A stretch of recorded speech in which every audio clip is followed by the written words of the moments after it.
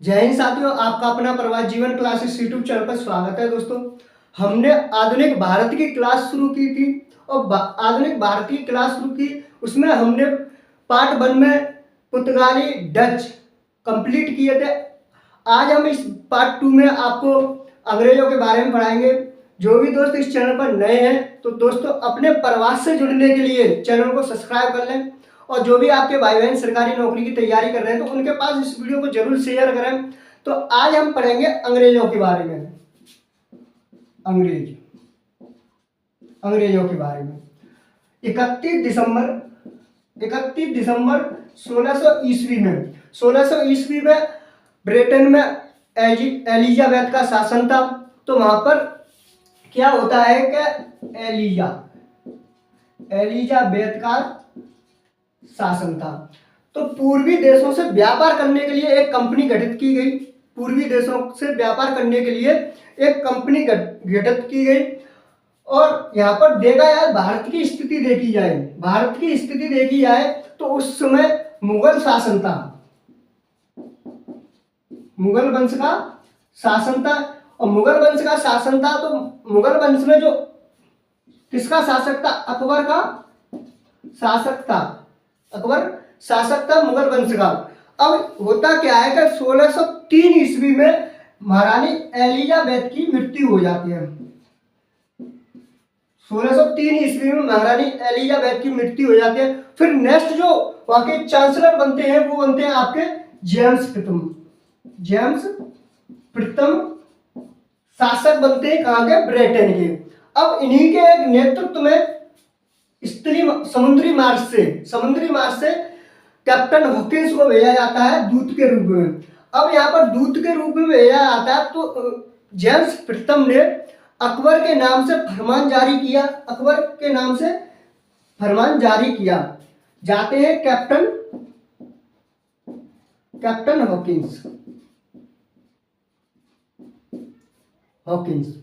अब होता क्या है तो उधर मुगल वंश में 1605 ईस्वी में अकबर की मृत्यु हो जाती है। अब वहां का जो शासक नेक्स्ट बनता है, मुगल वंश का शासक नेक्स्ट बनता है जहांगीर बनता है।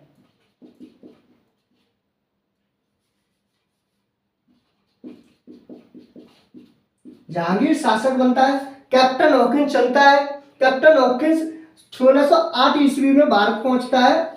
तो भारत 1608 ईस्वी में जब पहुंचता है तो अकबर के नाम से फरमान जारी हुआ था। अकबर के नाम से फरमान लेके गया था और पहुंचता है जहांगीर के दरबार में। तो यहाँ से एक ऑब्जेक्टिव बनता है कि कौन सा अंग्रेज था जो अकबर के नाम से फरमान लेके जाता है और जहांगीर के दरबार में पहुंचता है। तो वो अंग्रेज था आपका कैप्टन हॉकिंस। अब यहाँ पर 1615 ईस्वी में एक और दूत जाता है, वो है सर टॉमस रो जाता है। अब आपके दिमाग में एक शब्द आ रहा है, दूत क्या होता है? तो दूत आपका जो एक देश से दूसरे देश में संबंध स्थापित करते हैं उन्हें हम दूत कहते हैं। एक देश से दूसरे देश से संबंध स्थापित करते हैं उन्हें हम दूत कहते हैं। अब यहाँ पर जैसे कि आज हम देखें तो राजदूत, जैसे कि एक देश से दूसरे देश में जो संबंध स्थापित करते हैं आज के युग में हम, तो वो राजदूत होते हैं। आपने घटनाओं में सुनी होगा, इंग्लैंड का राजदूत ये है और वहाँ के राजदूत ये हैं। तो वो जो दूत होते हैं राजदूत, हम उन्हीं को कहते हैं। अब यहाँ पर एक नेक्स्ट घटना होती है आपकी 1632 ईस्वी में। ये डेट बहुत इंपॉर्टेंट है दोस्तों, डेट को याद करते जाइए। 1632 ईस्वी में गोलकुंडा में घटना होती है। गोलकुंडा में कौन सी घटना है? यहाँ पर जो शासक था गोलकुंडा का, उसने सुनहरा फरमान जारी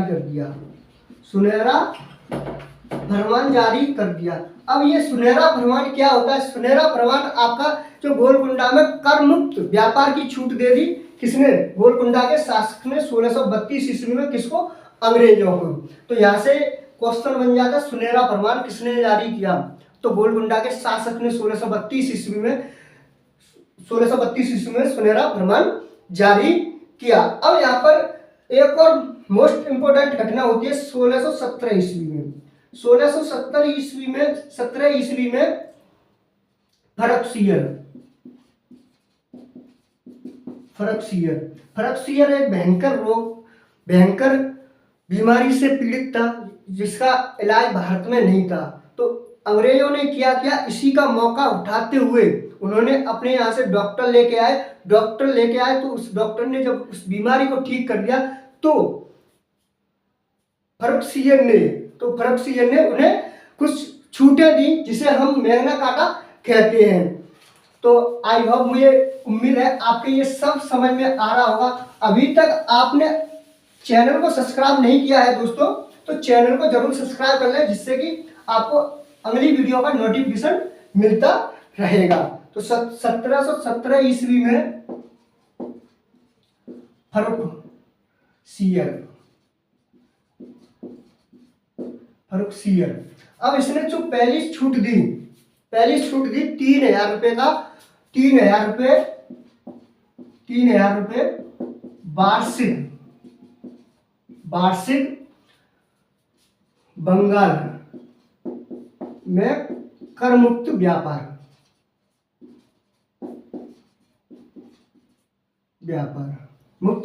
वार्षिक मुक्त व्यापार। अब दूसरी जो छूट है वो है आपकी सूरत के लिए। सूरत में 10,000 रुपए वार्षिक मुक्त व्यापार। अब जो तीसरी छूट है वो है आपकी बंबई में सिक्के, जो पूरे भारत में लागू कर दिए गए अंग्रेजों के। तो ये आपकी, इसी को हम क्या कहते हैं, मैग्ना कार्टा कहते हैं, मैग्ना कार्टा। अब मैग्ना कार्टा क्या होता है दोस्तों? मैग्ना कार्टा आपका होता है अधिकार पत्र।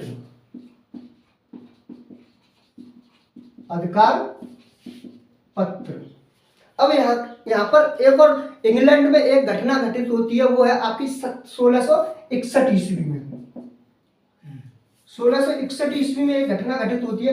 वहां के जो राजा थे जेम्स चार्ल्स द्वितीय जो राजा थे, चार्ल्स द्वितीय, और पुर्तगाल की महारानी जो थी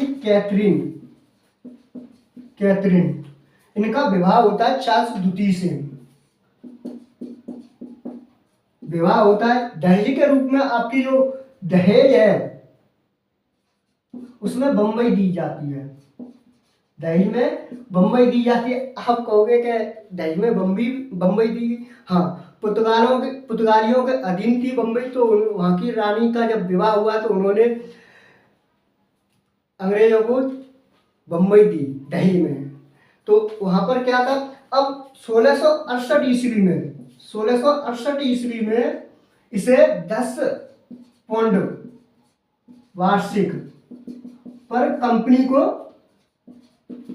किराए पर दे दिया गया। 10 पौंड पर वार्षिक किराए पर कंपनी को दे दिया गया। अब यहाँ पर एक और घटना है, आपकी जो घटना है वो है कि औरंगजेब की।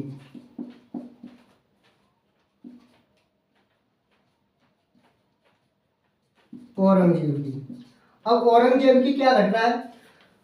हुगली क्षेत्र में अंग्रेजों का ज्यादा लूटपाट शुरू कर दी हुगली क्षेत्र में। तो वहां पर क्या था कि औरंगजेब के जहाज लूट लिए अंग्रेजों ने। तो गुस्सा होकर औरंगजेब ने युद्ध कर दिया। किससे? और युद्ध में जो था वो आपका कौन था? जॉन चाइल्ड था। अब इस युद्ध में जॉन चाइल्ड हार गया। अब संधि हुई, संधि के बाद जॉन चाइल्ड, अंग्रेज जो थे भारत में रुके। अब एक और घटना है आपकी दोस्तों, यह है यहाँ पर क्या है,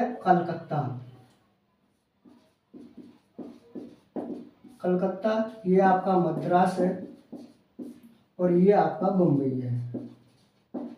ये अंग्रेजों की तीनों प्रेसिडेंटी थी, बम्बई, कलकत्ता और आपकी मद्रास। अब कलकत्ता जो प्रेसिडेंटी के जो अध्यक्ष थे, हेड थे, वो थे आपके आयर। कौन थे? आयर थे। अब यहाँ पर एक और कॉन्टेक्ट किला और आते हैं आपके दोस्तों।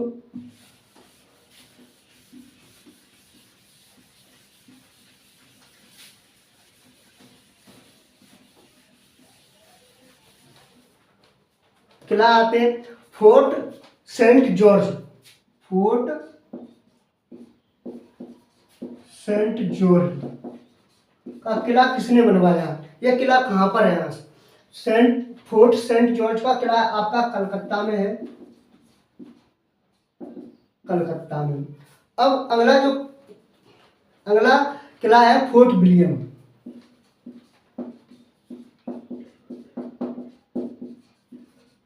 फोर्ट विलियम किला कहाँ पर है?